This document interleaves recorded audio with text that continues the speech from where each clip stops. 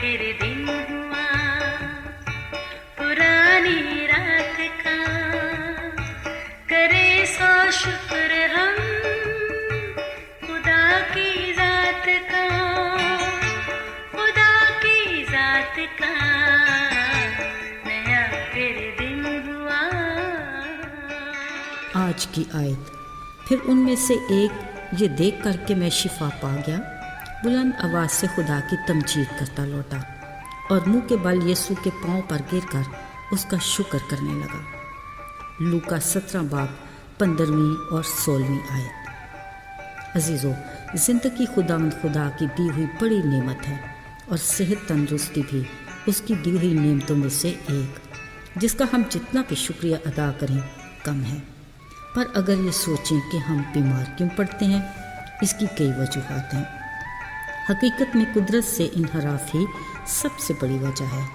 अगरचे खुदा के कलाम में इसका जिक्र नहीं कि आदम और हवा बागे अदन में कितने दिन या साल रहे, मगर ये तासुर ज़रूर है कि इस अरसे में वो कभी बीमार नहीं पड़े होंगे।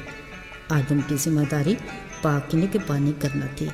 वो यकीनन ताज़ा फल, सब्जियां और दीगर खालिस खुराक खाते होंगे, पर अदन से बाहर निकलते ही शब और रोज़ के मामूल में तब्दीली के साथ उनकी ज़िंदगी के हर शोबे में यकीनन तब्दीली आई होगी। यूँ वक्त के साथ आगे बढ़ती ज़िंदगी मुसलसल तब्दीलियों के अमल से गुजरती रही, जिसका सबूत पिछली चंद दहाइयों से आज तक देखा जा सकता है। अजीज़ों, गुजरते वक्त के साथ कल्चर में तग़य्युर की वजह तो समझ में आती है, मगर खुर्द-ओ-नोश में जिद्दत इंसान की अपनी ज़ुबान के जायके का फतूर है। नित नई लज़्ज़तें अपनी जगह, मगर जब से कुदरती पैदावार की चीज़ों में मिलावट का अंसर शामिल हुआ, खुराक की ताकत में कमी बेशी के बायस इंसानी सेहत भी मुतासर होने लगी। इसके साथ साथ हैरत अंगेज़ बीमारियाँ भी जन्म लेने लगी, जिनमें आज तक मुसलसल इजाफा होता आ रहा है। अजीज़ों, बीमारियाँ नए दौर के इख्तरा नहीं, कई बीमारियों की तारीख़ बहुत कदीम है। यीशु मसीह की ज़मीनी ज़िंदगी के दौरान भी कई हैरत अंगेज़ बीमारियों का जिक्र मिलता है, लेकिन हर बीमार को उसके ईमान के वसीला से शिफा मिली और हर बार खुदा की कुदरत के खुदा के नाम को जलाल मिला। अजीज़ों, एक दिन 10 कोढ़ियों ने यीशु को अपने पास से गुजरते देखा तो चिल्लाए, आए यीशु हम पर रहम कर, आए इब्ने दाऊद हम पर रहम कर। यीशु ने उन्हें हुक्म दिया कि जाकर खुद को काहिनों को दिखाओ। कलाम मुक़द्दस में लिखा है कि वो सब रास्ते ही में शिफा पा गए। गौरतलब बात यह है कि उन्होंने न सिर्फ यीशु का हुक्म माना बल्कि ईमान भी रखा, जो उनकी शिफा का बायस बना।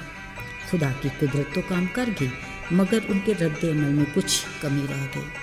फिर इनमें से ही एक शिफा पाते बुलंद आवाज़ से यीशु की तमजीद करता लौटा और कदमों में गिरकर शुक्रिया बजा लाया।